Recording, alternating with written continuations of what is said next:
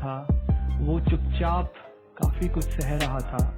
वो आखिर खुद अकेले रोक पाता भी कैसे, उसके सपनों का महल ढह रहा था। उसे पता था सब तमाशबीन हैं, कुछ करेंगे नहीं, बता के भी क्या फायदा।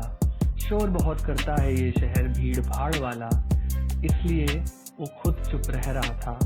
वो कुछ खामोशी में कह रहा था, वो सब कुछ चुपचाप सह रहा था। अभी मैं जा रहा हूँ, मेरा परफॉर्मेंस भी है और बॉलीवुड की बहुत ही खूबसूरत हीरोइन अंदर है, मेरी फेवरेट।